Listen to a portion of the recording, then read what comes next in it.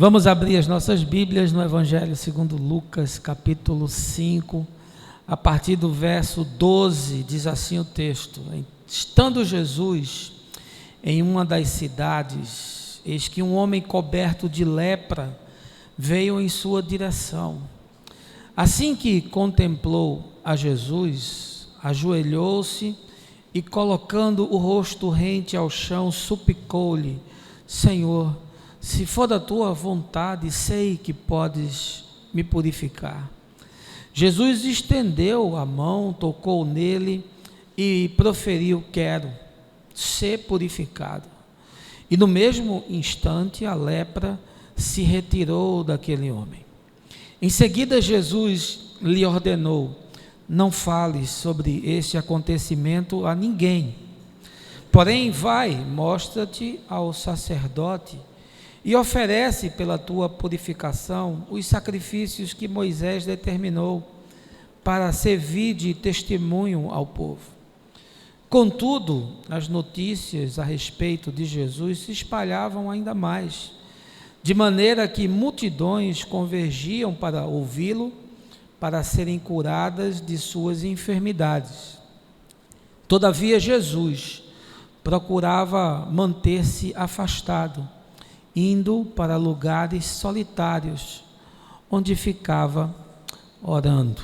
Essa é uma porção, meus amigos e irmãos, da Escritura, um texto bem conhecido do Evangelho de Lucas, que eu desejo que essa manhã não seja só texto, não seja só a história narrada pelo evangelista, mas que, sobretudo, possa aí se desdobrar em ensinamento, em confronto sadio, saudável, que leve você a vivenciar como prática de fé aquilo que a Escritura nos traz como história. Porque se não for assim, se isso não se materializa no caminho e nos encontros que nós travamos, o texto é só texto, e texto como texto não aproveita para coisa alguma. O veneno mais perigoso é o sentimento de realização. O antídoto é todas as noites pensar o que pode ser feito melhor amanhã. A frase é de Theodor Kamprad, que é um empresário sueco, dono da maior rede mundial de fabricação de móveis. A princípio, se você lê assim, de forma despercebida, parece uma frase extraordinária, dessas que os coaches e os influenciadores adoram. É uma espécie de mindset desse tempo.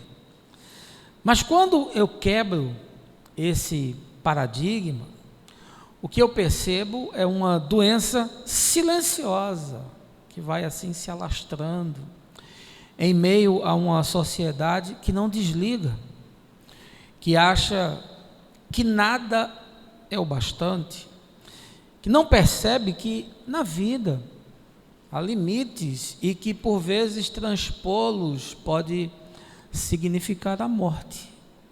Não necessariamente do corpo, mas pior do que isso, a morte da alma.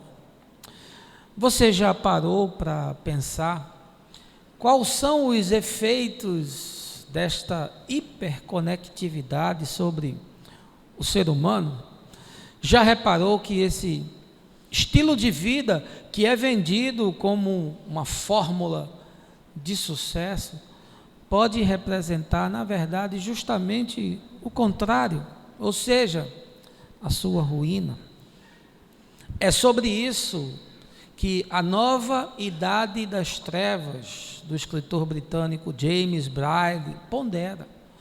Ou seja, sobre como a tecnologia se tornou cúmplice dos grandes problemas atuais: sistema econômico descontrolado, colapso do consumo político e social e o aquecimento global gerando uma ameaça concreta ao planeta.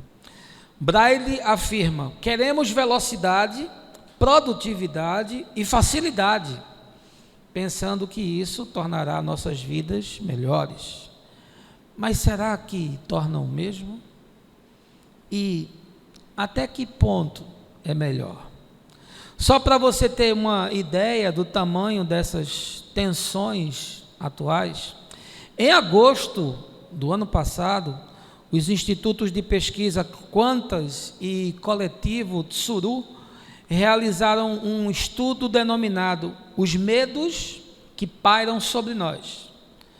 Na pesquisa foi identificado que 78% dos brasileiros têm muito medo de fracassar.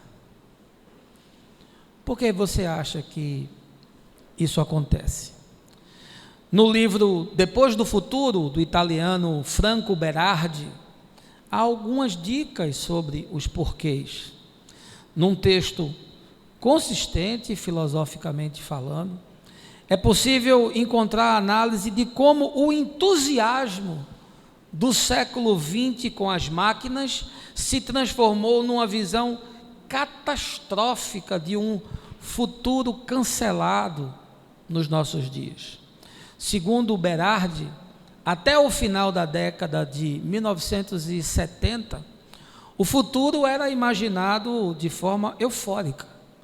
Mesmo diante de tragédias, de guerras, de inúmeros massacres, havia uma crença no triunfo da razão, que tomaria muitas formas: justiça social, afirmação nacional, democracia liberal e perfeição tecnológica. O horizonte parecia promissor e extraordinário. 50 anos depois, todavia, algo parece ter se quebrado na esfera psicossocial. O sentimento que agora prevalece é o de melancolia.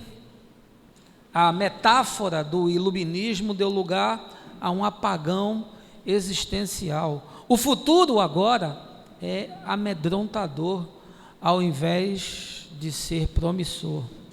Berardi afirma que o paradigma desse tempo é que a máquina, entenda-se aqui a tecnologia, está no centro do mundo imaginário futurista.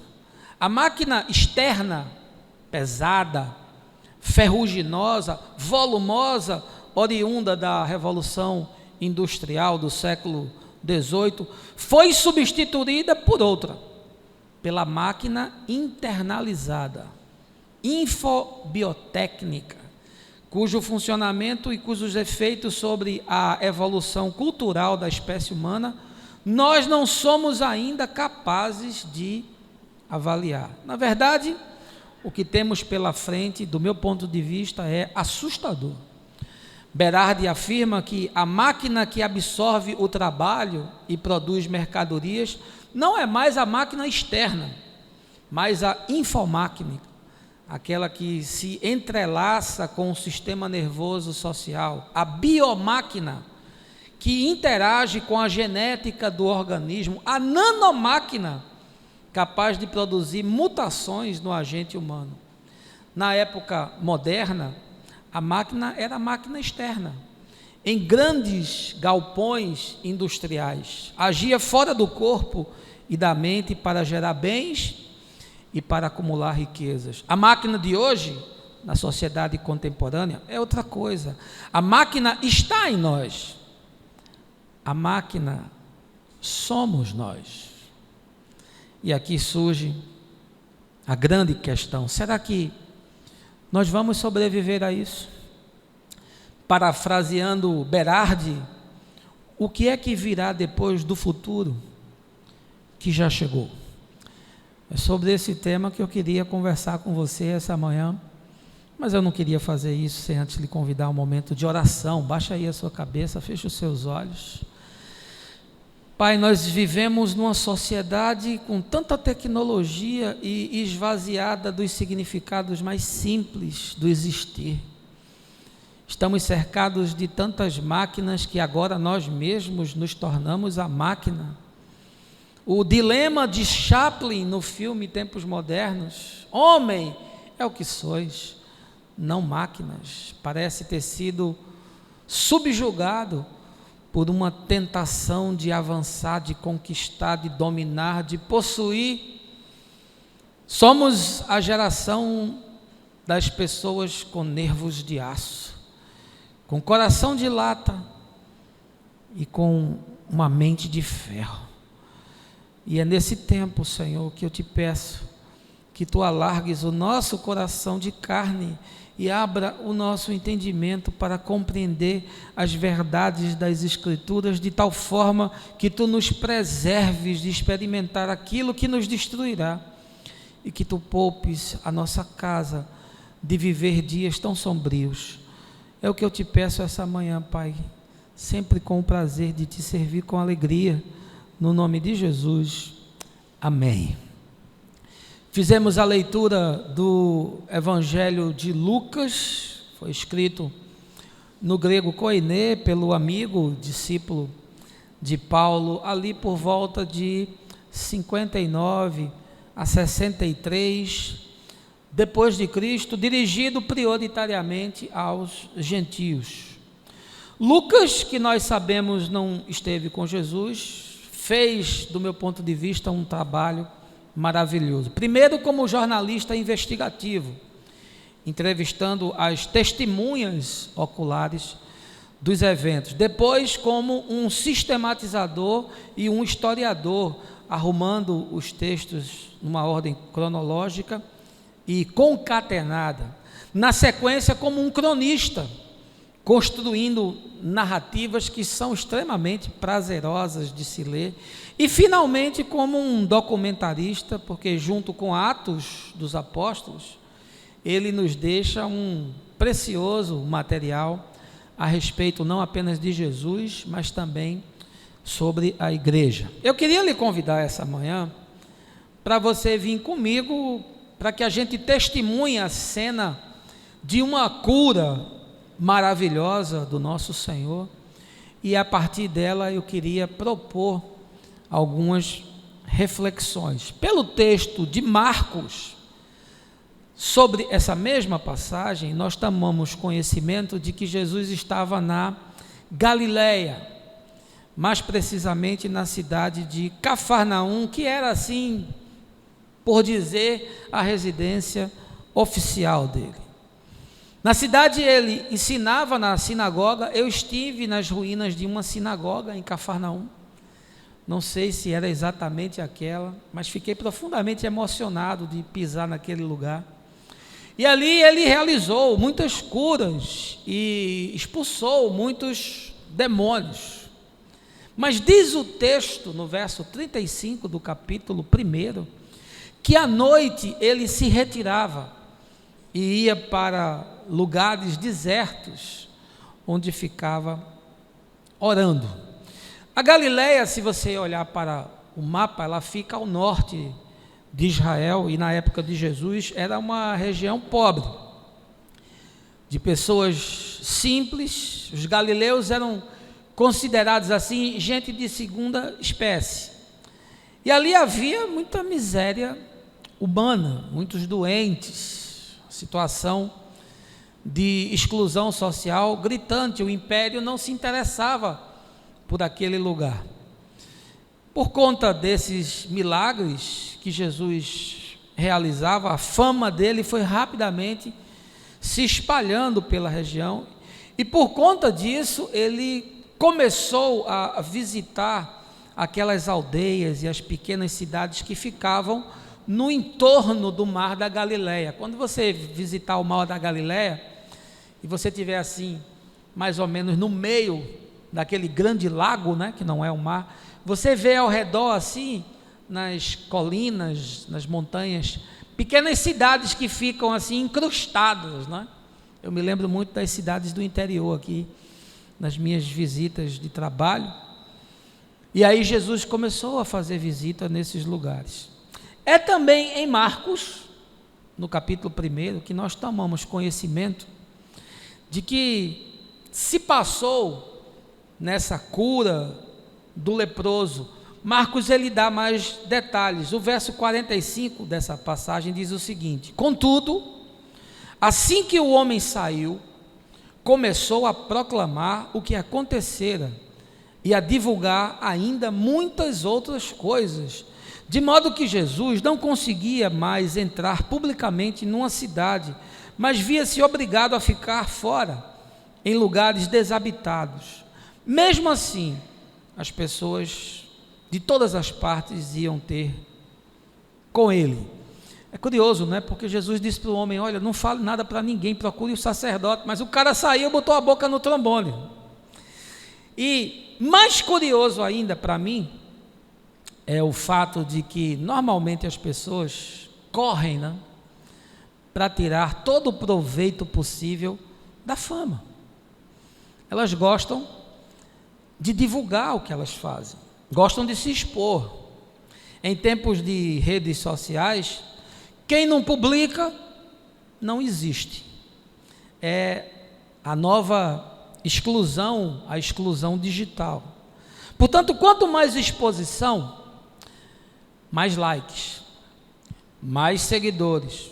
É uma overdose de postagens, até coisas muito íntimas o sujeito posta. Tem gente que vive de expor a sua rotina nas redes, desde a hora que acorda até a hora que vai dormir, e tem gente que vive de consumir a rotina dos outros, que para mim dá um negócio mais bizarro. Mas Jesus, curiosamente, preferia passar incólume.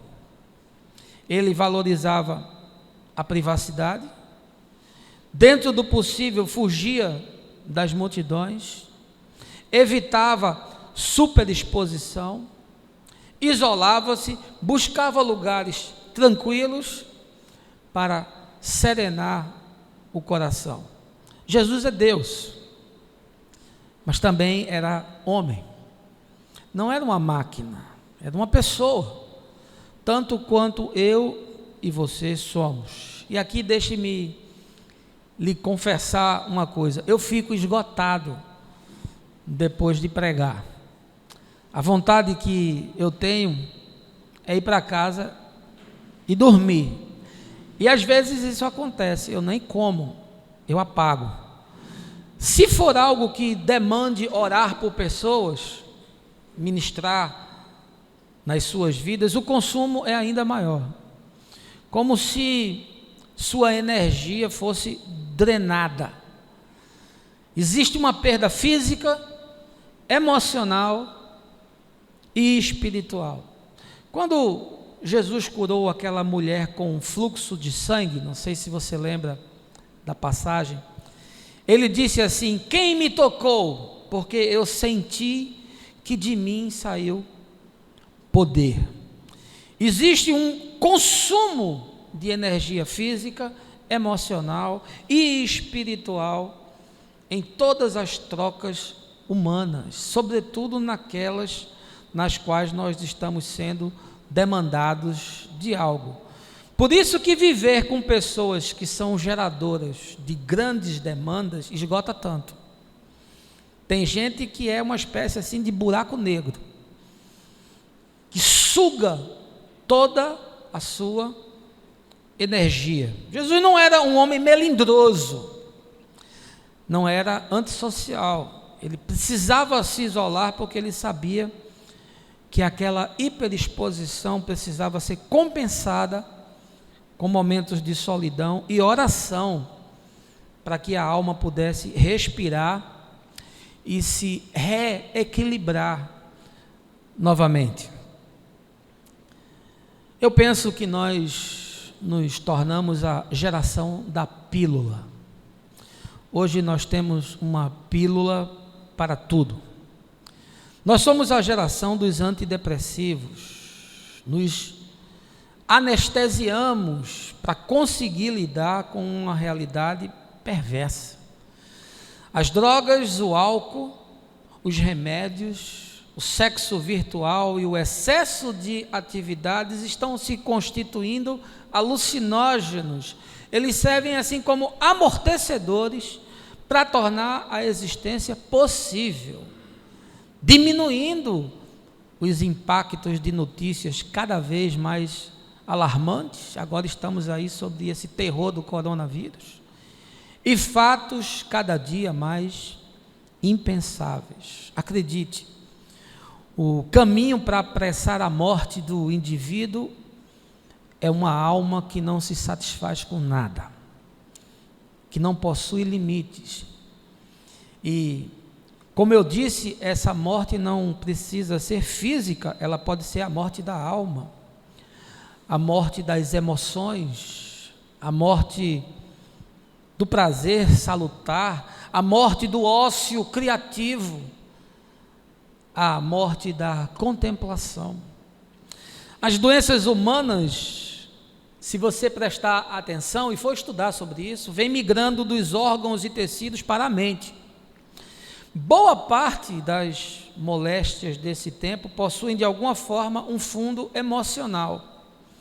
São as chamadas doenças psicossomáticas, movem-se da mente para o corpo, em forma de tumores, de eczemas, de distúrbios do sono, da alimentação, distúrbios intestinais, distúrbios comportamentais, depressões, ansiedades, pânico, loucura, melancolia e depressão, se você for analisar, são palavras cujos significados e percepções foram sendo assim historicamente construídos.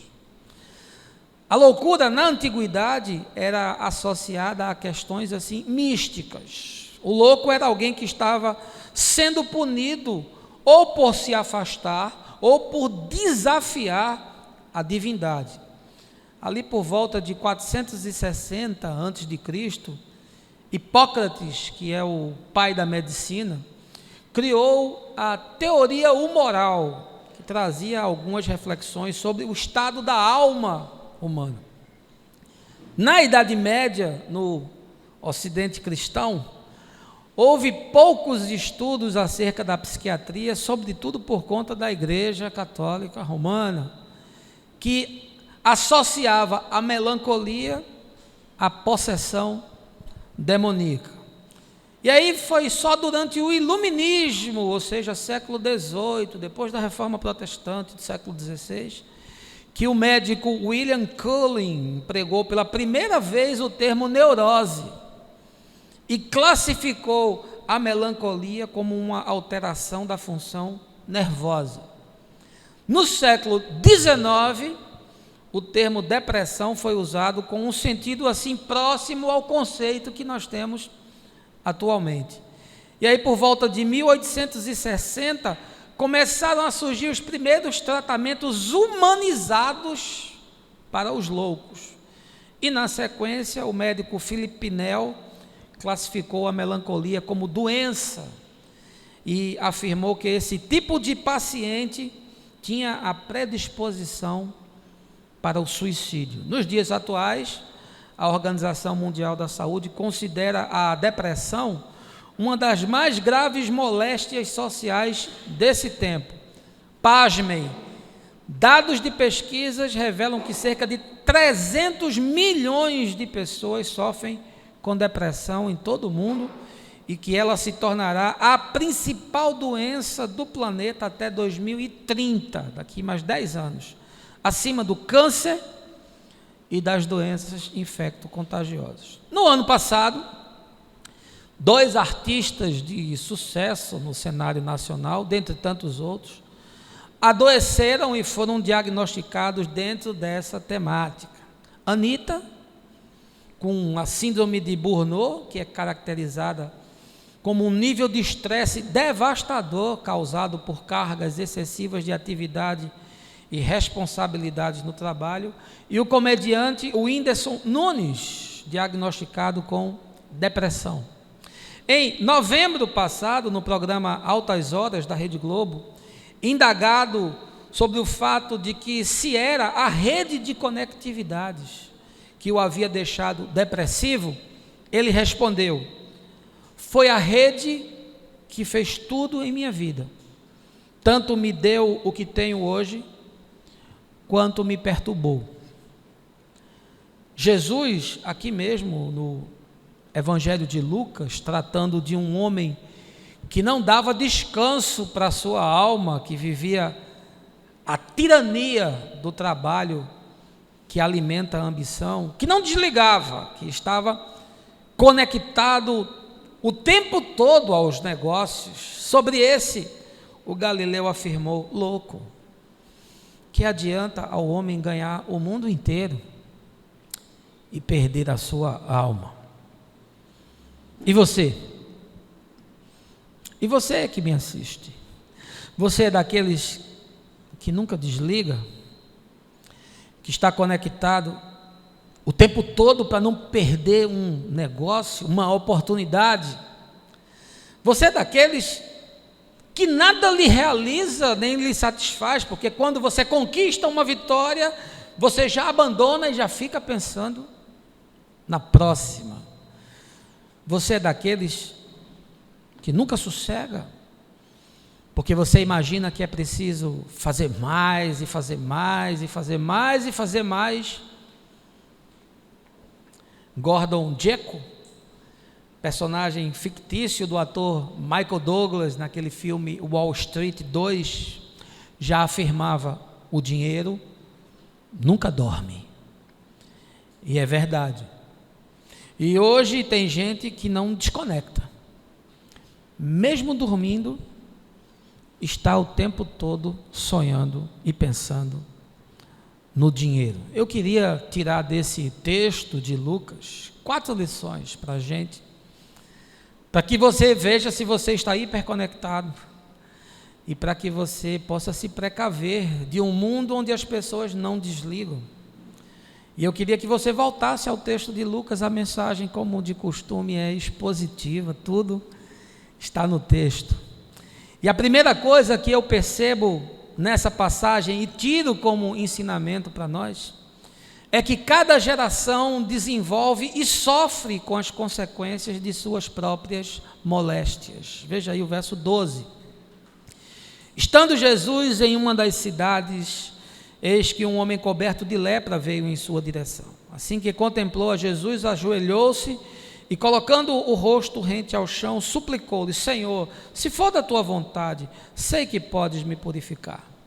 Jesus estendeu a mão, tocou nele e proferiu: quero ser purificado. E no mesmo instante, a lepra se retirou daquele homem. Em primeiro lugar, eu quero lhe dizer que cada geração desenvolve e sofre com as consequências de suas próprias moléstias. Nos dias de Jesus, a lepra era uma doença devastadora, incurável, dilacerante, provocava uma ruptura social. O indivíduo tinha que ser apartado do meio, e uma desfiguração do corpo. O leproso tinha literalmente a sua carne apodrecendo, os órgãos iam caindo, orelha, nariz, era uma coisa assustadora.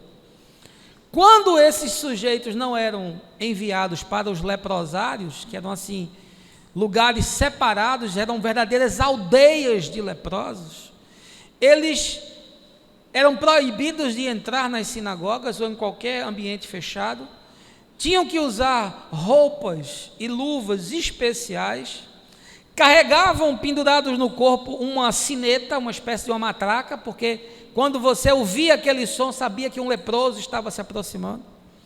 E para pedir esmolas, por exemplo, eles tinham que colocar um saco amarrado na ponta de uma vara longa, para que a pessoa não tivesse nenhum tipo de contato. Hoje se sabe que a hanseníase, que é o nome que se adotou para a lepra, é uma bactéria.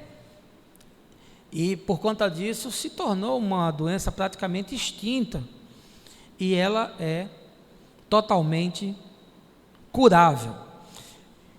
Eu percebo que cada geração na história humana, ela criou e desenvolveu as suas próprias enfermidades. Quando você vai estudar sobre isso, você vê a varíola, você vê o tifo, você vê o cólera, você vê a tuberculose, peste bubônica, o ebola, o sarampo, a malária, febre amarela, poliomielite, AIDS, câncer. Desde que o mundo é mundo, surgem novas doenças.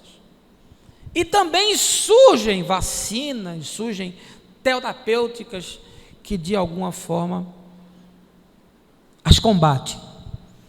A doença do nosso tempo é uma doença mental. Ela não deforma o corpo, mas ela deforma a alma.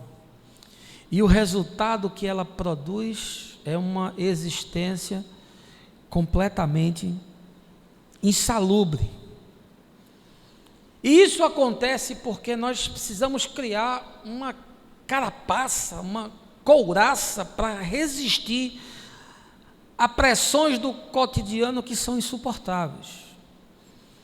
Quem vive, sobretudo nos grandes centros, tem que lidar com dinâmicas existenciais, com violência, com trânsito, com o esgotamento do tecido social, com bolsões de pobreza extrema, com situações de higiene precária. São tantas as questões que o sujeito vai implodindo, mas agora é de dentro para fora. É viver numa condição desumana. O trabalho nos consome de uma forma que nós não conseguimos mais sequer conviver, o mínimo necessário. Não há uma semana que eu não aconselho um pai ou uma mãe com um filho dentro de casa doido, doente, completamente desvairado, completamente desconectado de qualquer realidade humana, filhos que são indomáveis, com os resultados mais desastrosos possível. E quando você vai levantar o histórico e fazer uma anamnese mínima, você vê que é um filho que foi criado pela TV e pela babá, não teve pai, não teve mãe. Hoje tem criança surtando dentro da favela, com pânico. E aí você diz, mas isso não é possível? Não, há tempos atrás, essa sofisticação patológica era um negócio de rico. Porque dentro de ambientes de pobreza, o desafio do indivíduo não é viver, é sobreviver. O cara fica pensando em comer. De manhã ele pensa em comer, ele não come. De tarde ele pensa em comer, no almoço ele não come. De noite ele fica pensando em comer, ele só pensa nisso. Mas a pressão é tal, a energia psíquica que isso gera no inconsciente coletivo é tamanha que as pessoas estão surtando à plena luz do dia. Jesus disse que no tempo do fim os homens iam desmaiar de terror. A doença emocional surge, e não raro, como fruto das nossas ambições, como fruto de frustrações, porque nós idealizamos coisas impossíveis, e se você não consegue aquilo, você se frustra. Se você não consegue ter um carro do último modelo, você se frustra. Se você não consegue morar num apartamento de 400 metros, você se frustra. E aí você desgraça a sua vida, você se mata, destrói a sua saúde, porque você precisa conquistar essas coisas, sem as quais a sociedade diz você é um perdedor. As pessoas não conseguem lidar com a falência desse modelo baseado no sucesso. As pessoas não suportam uma perda. Veja aí a pesquisa que o maior medo do brasileiro é fracassar. E aí desenvolve-se essa necessidade do cara estar ligado o tempo todo. E ele não pode perder nenhuma chance, porque ele existe em meio a uma sociedade em que só vale quem chega em primeiro lugar. É a sociedade dos campeões. Cada geração desenvolve a sua própria enfermidade. E a enfermidade do nosso tempo é produzida por um estilo de vida que absolutamente nós nem precisamos viver e nem fomos criados para sobreviver em meio a esse tipo de circunstância. Ninguém pode ser feliz assim. O psiquismo humano não foi programado para suportar esse nível de estresse, de hipersensibilização. As trocas químicas do nosso cérebro são tão aceleradas que afetam o corpo. Aí o cara vive com pressão alta, com taquicardia, com falta de ar, aí o intestino para, aí o cara não dorme, não entra em sono profundo, vai afetando o corpo inteiro. O filósofo e escritor indiano Jiddu Krishnamurti, brindou-nos com essa frase que eu não canso de citar, de que não é sinal de saúde estar bem adaptado a uma sociedade doente. E como é curioso, né? Como nós nos adaptamos a essa sociedade doente, como a gente entrou nisso, como a gente foi engolido por esse turbilhão. Eu me lembro da célebre frase de um chefe meu, quando trabalhava no sistema financeiro, ainda na década de 90, quando ele me disse: aqui quem não é trator é asfalto.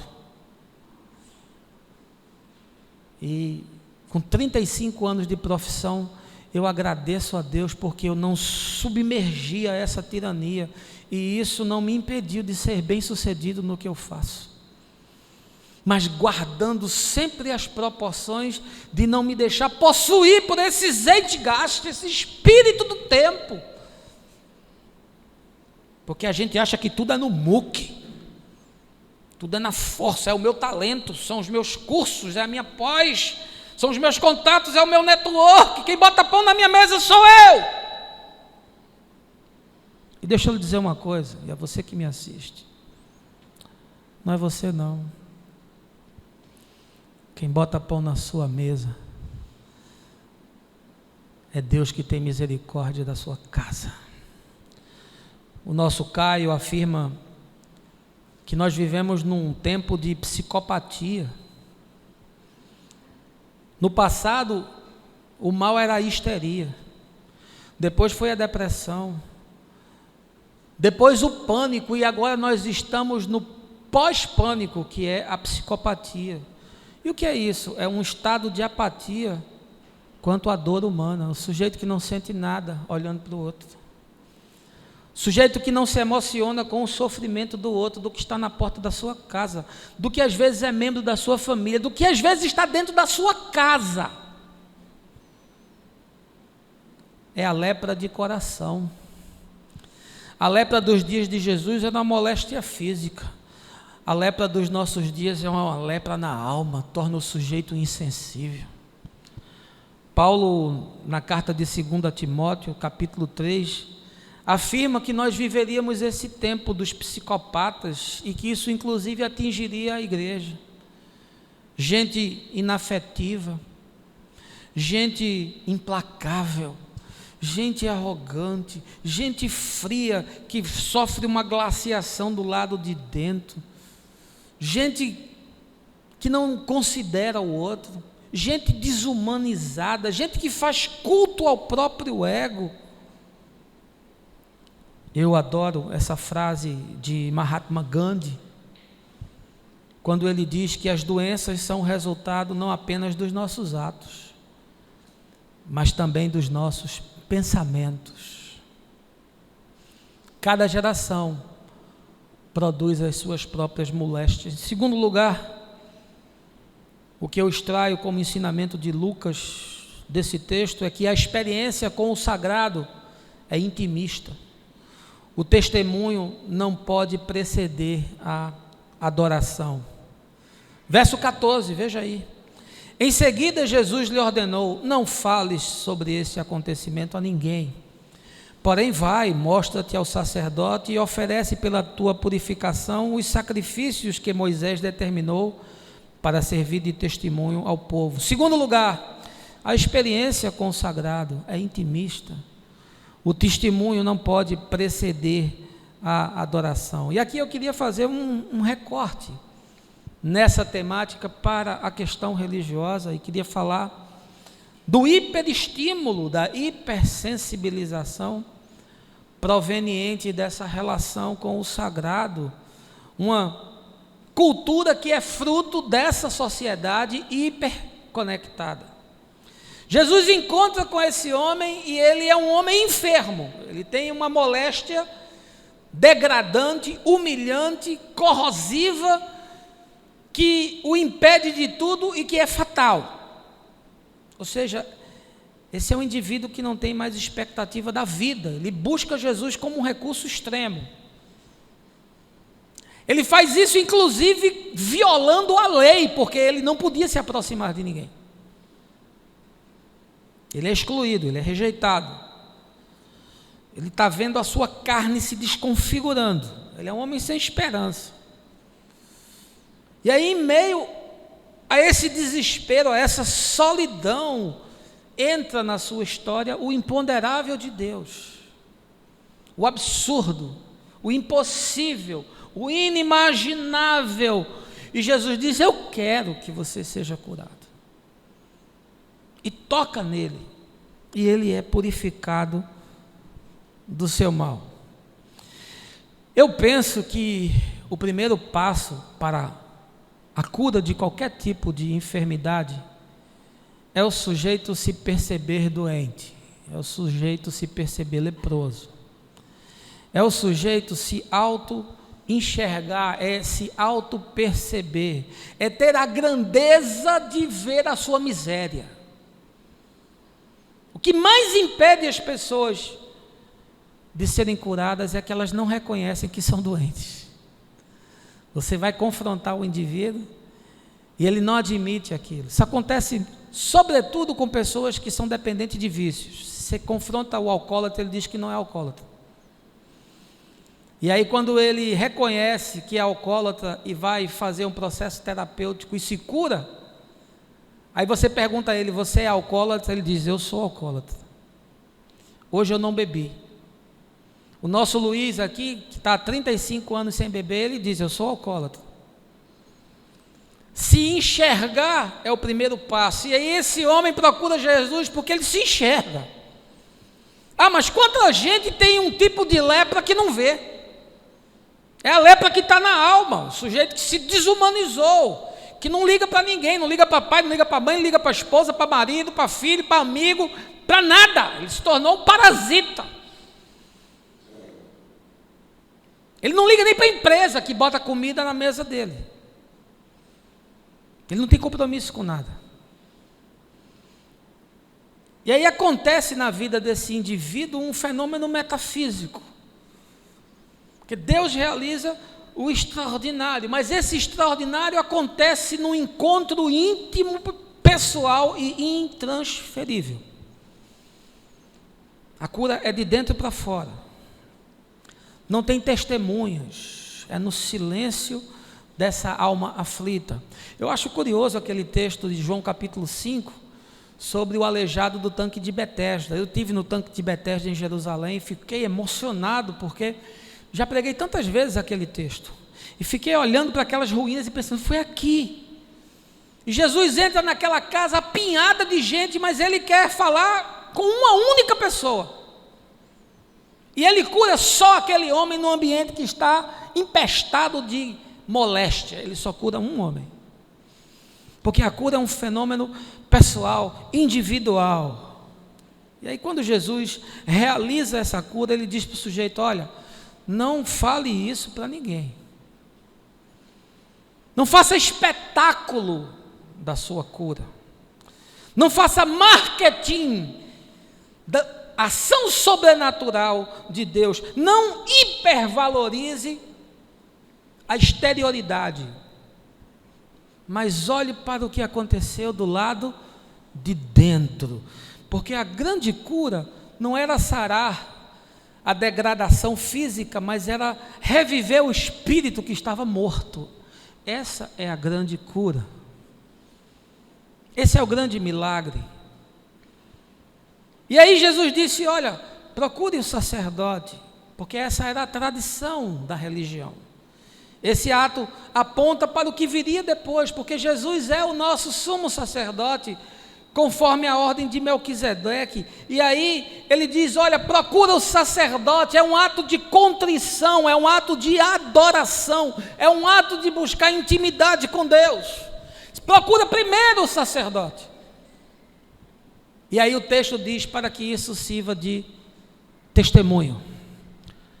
Primeiro, o testemunho só pode acontecer como fruto de alguém que teve uma experiência de intimidade com Deus. Só depois é que se pode testemunhar. Ah, tem gente que vira agente comercial de Jesus.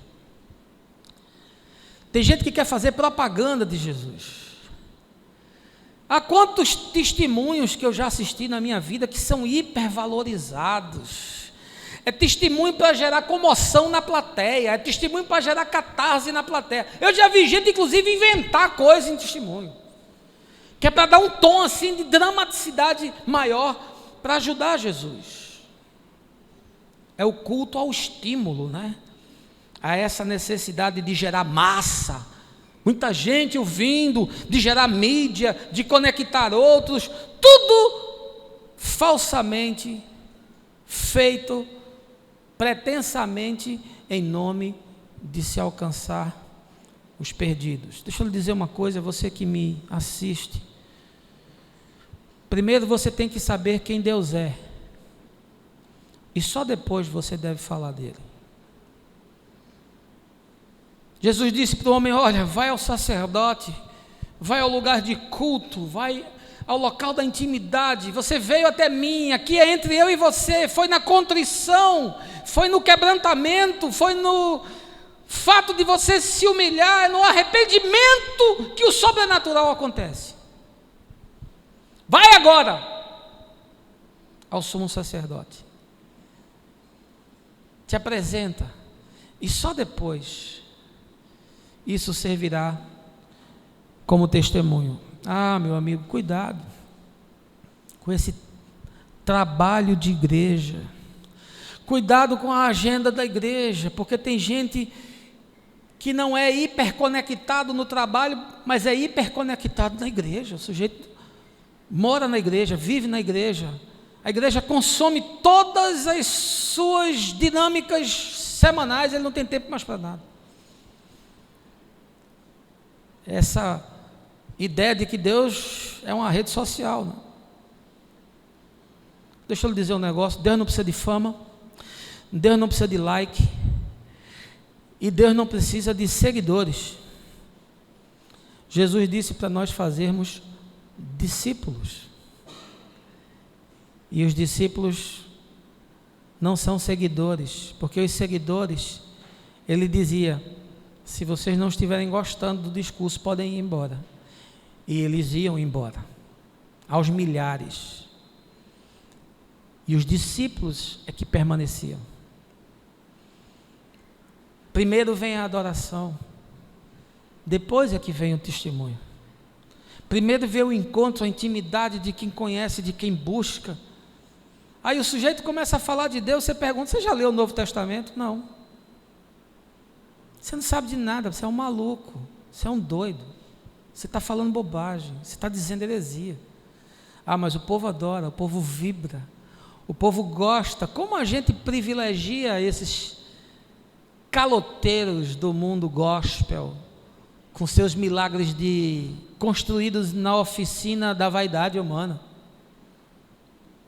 Que tristeza quando a igreja se torna uma fábrica, industrializando o milagre e fazendo com que as pessoas se conectem nessa rede do sagrado, que tem tudo a ver com o cristianismo, mas que não tem nada a ver com Jesus.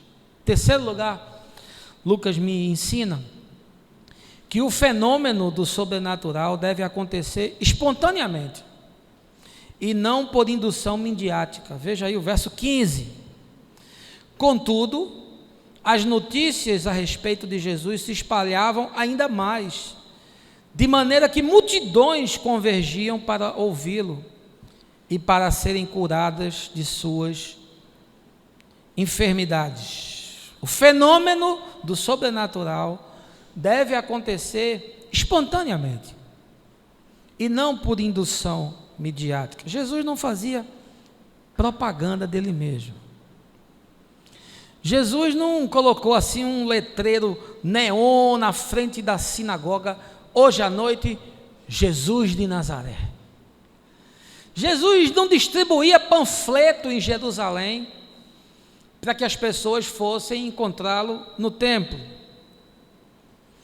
Mas quando a gente lê o texto de Marcos, a gente vê que quando aquele homem foi curado, a primeira coisa que ele fez foi sair e dizer: negada, galera, é o seguinte, olha aqui, ó, estou curado. Quem fez isso? Jesus. Ele foi divulgar a ponto de que a coisa tomou uma dimensão tal que era impossível ao Senhor entrar nas cidades.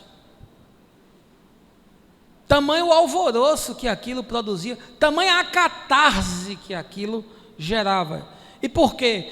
Porque o ser humano quer espetáculo.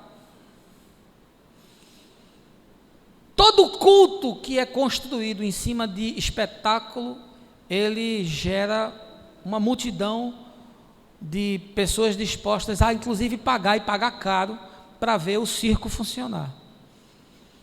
Aqueles espetáculos bizarros de expulsão de demônios, aquelas curas fraudulentas de gente contratada e paga, coisas que você assiste aí na internet, o cara soprando, o sujeito rodando.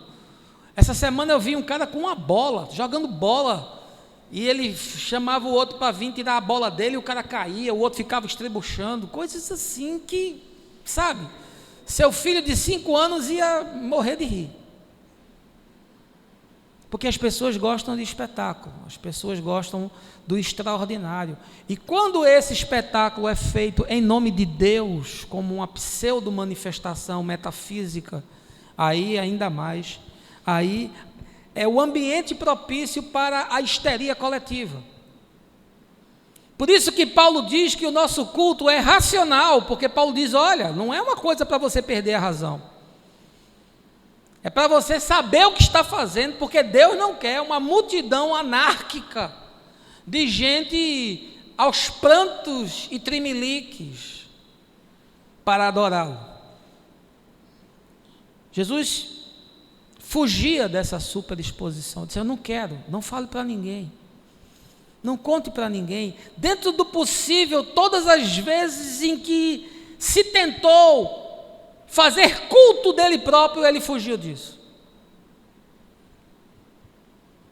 E quando Satanás quis lhe entregar os reinos da terra, ele disse, só ao Senhor teu Deus adorarás, só a Ele prestarás culto. Ele evitou toda aglomeração que pudesse produzir uma saudação idolátrica. Jesus não queria ser idolatrado, ele entendia perfeitamente qual era a sua missão. E aí eu fico analisando que tudo o que aconteceu no ministério de Jesus não foi por indução midiática, não foi por propaganda. Aliás, a sua família disse para ele, vai para Jerusalém, essas coisas que tu estás fazendo aqui, que ninguém vê, vai fazer em Jerusalém, para que o povo perceba. A própria família estimulava essa superexposição. Mas ele fugia disso, porque o poder de Deus não se revela por marketing, por campanha direcionada, por catarse espiritual, por histeria coletiva, por pseudos manifestações de poder, nada disso. As pessoas vinham espontaneamente e ele as servia desinteressadamente. Deixa eu lhe falar um negócio, é uma tentação muito grande a gente estabelecer o limite entre essa exposição e o anonimato singelo que o Evangelho propõe, para que as coisas aconteçam naturalmente nos encontros humanos que a gente trava. As curas de Jesus são nos encontros humanos que ele trava. Ele não montou a terça-feira da cura, ele não montou a quinta-feira da expulsão de demônio, ele não montou a sexta-feira dos milagres. Não, as coisas com Jesus aconteciam na naturalidade, na espontaneidade da vida. Não havia uma agenda de milagres para Deus. O milagre é resultado da naturalidade do encontro humano. E não há milagre maior do que o indivíduo ter a consciência de pecado e se arrepender. O resto tudo para Deus é fácil. É Jesus quem atrai as pessoas, não sou eu. É uma tentação enorme você pregar numa igreja com um púlpito grande, com um auditório lotado. Para quem é pregador como eu, não tem coisa melhor. Isso dá uma injeção na alma de prazer que você não tem ideia. Mas por outro lado, quando você analisa o que acontece no ministério de Jesus, você vê que ele não é um homem de multidões. Ele é um homem dos pequenos encontros e dos pequenos ajuntamentos. Essa ideia megalômana de mega igreja já é resultado dessa neurose que a gente carrega da hiperconectividade, imaginando que Deus está em busca disso. E para bancar isso, o sujeito tem que criar uma igreja que é um circo de programações. E tem que falar a papinha do evangelho Pedro, João e Tiago no barquinho, porque ele, se falar outra coisa, o povo vai embora. E ele perde a arrecadação. O melhor marketing, meu irmão, é aquele que é feito com a vida. Esse é o melhor marketing. É aquele que é resultado da sua experiência com Deus. Você não precisa fazer propaganda, porque Ele vaza de você. Ele vaza na sua vida. E aí o que nós aprendemos é que Jesus não produziu uma indução, uma hipersensibilização do seu ministério. Tudo que acontece aqui acontece espontaneamente. Não há nada sendo induzido. O ambiente acontece como um ambiente natural. Não é produção para você se emocionar e sentir tremelique. Porque se eu quiser fazer, eu faço. Se eu quiser levar você aos prantos, a cair no chão e de joelho, eu faço. Você não tem ideia do que um pregador com habilidade verbal que Deus me deu pode fazer. Mas não é essa a proposta. A mensagem é para aqui, para descer para aqui e para se materializar aqui.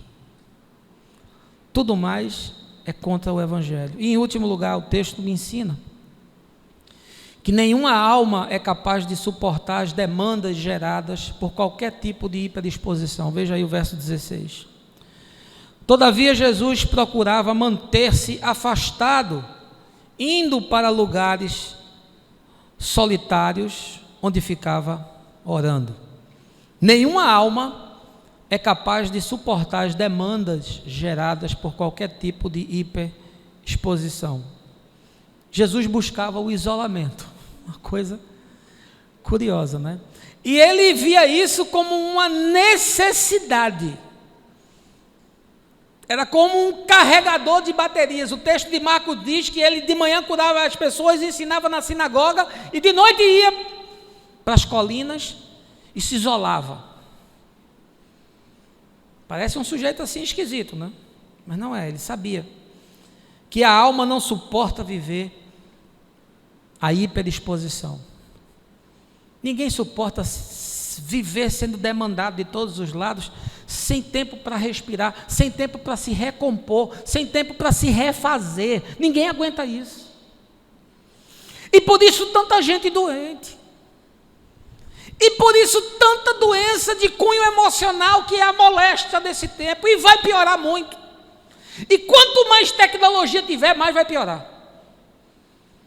Se prepare aí para a inteligência artificial. Essa semana o Vaticano mostrando preocupação sobre essa temática. Até mesmo Jesus desejou se afastar para meditar, para ter um tempo de introspecção, para ter um tempo de oração terapêutica, para ficar no que o Caio chama o divã de Deus. Eu tenho muito respeito pelos psicólogos e pelos psiquiatras, porque eu tenho ambos na minha família. Tenho psiquiatras, tenho psicólogos, e a minha mulher é psicóloga, professora da universidade. E se tem uma profissão que vai dar, assim, muita demanda nos próximos anos, é psicólogo e psiquiatra, porque está todo mundo enlouquecendo. Porque ninguém aguenta viver essa realidade. Você não foi construído, a sua constituição não suporta isso. Nós somos a geração do divã, as pessoas vão para o divã da perspectiva freudiana, para poder botar para fora o lixo que entrou na alma. E que pena que nunca buscam o divã de Deus, mas Jesus buscava esse momento de isolamento. E fazia isso porque ele não transformou a fé num negócio. E fazia isso porque ele não transformou a cura numa industrialização. Ele não abriu assim uma agência de manifestação de poderes sobrenaturais. Ele não se tornou assim o João de Deus, num lugar, numa casa, de manhã, de tarde, de noite, curando gente. Sabe por quê? Porque isso corrompe a pessoa. Pode ser quem for, porque ninguém suporta viver como Deus, meu amigo. Quem tentou, se extraviou. Quando o diabo quis se elevar para ser igual a Deus, o texto de Ezequiel diz, um fogo interior o consumiu. A queda é o produto dessa idolatria do homem de querer conhecer e saber de tudo como Deus. E aí Chaplin diz, homens, é o que sois, não máquinas. Você não suporta essa hiperconectividade. A cura sempre acontecia no caminho, de forma espontânea. Tem gente que não desliga, meu amigo, é feita a Globo News, né? Não desliga nunca, está sempre conectado. Não tem outro tema, não tem outra conversa, não tem outra prioridade. Ele não descansa, ele não tem tempo para a mulher, ele não tem tempo para o marido, não tem tempo para os filhos, não tem tempo para nada. A prioridade dele é ganhar dinheiro. E a alma dessa gente não se farta nem com a terra da sepultura. Mais. Jesus diz para o industrial, aqui do texto de Lucas, louco, essa noite vão te pedir a tua alma, e o que tu tens, para quem será? Que agonia. Uma coisa que eu percebi na minha vida é que o isolamento produz saúde relacional. Parece um paradigma, né? Mas esse isolamento espontâneo, saudável, sadio, ele produz saúde relacional, sobretudo quando é um isolamento assim no âmbito familiar, quando você sai com o filho, com o marido, com a esposa, e você dá um tempo para que a família respire, porque você não pode viver o tempo todo conectado em alta tensão, você vai desmontar, meu amigo. Você que me escuta, você está desmontando, que talvez você não perceba, mas tem gente que já percebeu que está cheio de doença. Fibromialgia, gente sofrendo de dor no corpo inteiro, e muitas vezes a causa tem uma raiz emocional. Até Jesus deixou o trabalho do reino para se isolar, porque a proposta dele não era curar todo mundo. A proposta dele não era que fizesse uma fila e ele fosse, sai, curado, cura, sai, cura, sai. Não. Ele fez isso em momentos de profunda agonia humana. Mas era sempre no caminho que as coisas aconteciam. Não havia uma agenda prévia. Amanhã em Betsaida, não percam, Jesus de Nazaré, fazendo milagres, exorcismos e curas maravilhosas. No louvor teremos o nosso irmão Epafrodito, com a sua harpa ungida. Faremos nessa noite unção com óleo santo, e todos darão o seu dízimo para a construção de uma nova catedral.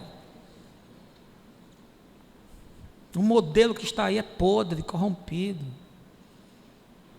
E que desgraça que a gente não enxerga. Quem não souber descansar, quem não aprender a se desconectar, vai adoecer. Porque a alma não suporta.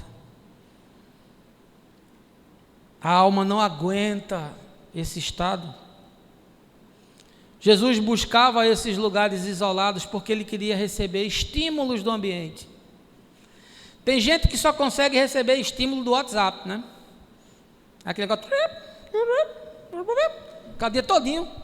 O meu telefone ele só vive no silencioso. Dificilmente eu tiro ele do silencioso, é raro.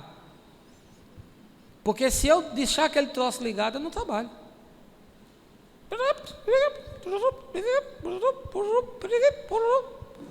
Eu não sei como você aguenta, meu irmão. Eu tiro um momento que eu olho. Às vezes o telefone toca, eu vejo o que é. Às vezes eu atendo, às vezes não dá para atender, eu retorno depois. Estou trabalhando. Às vezes eu estou com a minha família. Essa semana eu parei para atender uma pessoa num desespero, numa aflição, de uma angústia terrível. E eu vi que a pessoa não aguentava a minha agenda. Eu tinha que atender com urgência, sob o risco dela fazer uma besteira. Aí eu paro tudo. Mas você que me manda questões teológicas para eu responder, me desculpe, eu não tenho tempo para fazer isso. Eu não sou o Google. Tese de mestrado, trabalho de conclusão de curso, teses teológicas, nem me manda, não perca tempo. Eu atendo gente com dor, meu irmão, com angústia e com sofrimento. Não dá porque eu não posso atender todo mundo. Eu tenho outras demandas na minha vida. Zygmunt Bauman, sociólogo polonês, disse essa frase extraordinária: o velho limite sagrado entre o horário de trabalho e o tempo pessoal desapareceu. Estamos permanentemente disponíveis, sempre no posto de trabalho. Eu queria concluir e queria lhe dizer que no passado, nações invadiram outras nações em busca de dominar suas terras. Quem tinha mais terra, tinha mais poder. Hoje a invasão não é de terra, é de mentes. Quem dominar a mente das pessoas acaba tendo todo o poder. Terras possuem limites, limites geográficos, limites naquilo que ela própria oferece nos seus ativos, mas as mentes não possuem limites. O seu ativo é infinito. E ainda tem mais, é que uma mente pode cooptar a outra. O grande desafio desse tempo é conectar mentes que vibrem na mesma frequência, acreditem nas mesmas coisas e realizem os mesmos atos. O poder agora não está na quantidade de quilômetros de terra, mas na quantidade de mentes conectadas a uma mesma fonte. E aí surge a pergunta oportuna: onde é que a sua mente está conectada? Quem influencia a sua mente? Eu queria terminar com a poesia do recifense Caba da Peste, que tocou agora no Marco Zero, na quarta-feira, Lenine, na sua extraordinária canção Paciência. Essa é uma canção para mim que soa como um cântico profético. Aliás, nós vamos cantá-la, vamos, Silvinho? Aqui, depois que eu terminar o encontro, eu pedi para a gente cantar. E aí você talvez pense: vai cantar música do mundo na igreja? Eu sei que aqui a gente não pensa isso, mas talvez você que me assista se escandalize. Que bom, é um escândalo para o bem. Mesmo quando tudo pede um pouco mais de calma, até quando o corpo pede um pouco mais de alma, a vida não para.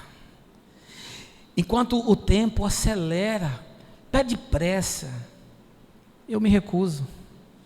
Faço hora, vou na valsa. A vida é tão rara.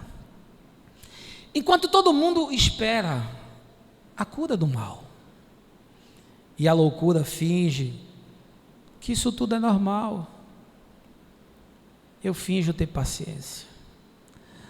O mundo vai girando cada vez mais veloz. A gente espera do mundo e o mundo espera de nós. Um pouco mais de paciência. Será que é o tempo que lhe falta para perceber? Será que temos esse tempo para perder? E quem quer saber? A vida é tão rara. Mesmo quando tudo pede um pouco mais de calma, até quando o corpo pede um pouco mais de alma. Eu sei, a vida não para. A vida não para, não. E que Deus te abençoe. E que você tenha um bom domingo e que você pare. Gaste tempo com as pessoas que você ama, com encontros humanos, com essa possibilidade do isolamento. Aliás, o Fernando Pessoa dizia que o isolamento era algo necessário na vida. Tão necessário que se você não era capaz de viver só é porque tinha nascido escravo. E a gente vai assim, de encontro em encontro, a cabeça vai abrindo, você vai entendendo, o coração vai dilatando para a boa semente do Evangelho. E o mais, você já sabe, o mais eu vou te falando pacientemente no caminho, no nome de Jesus. Amém.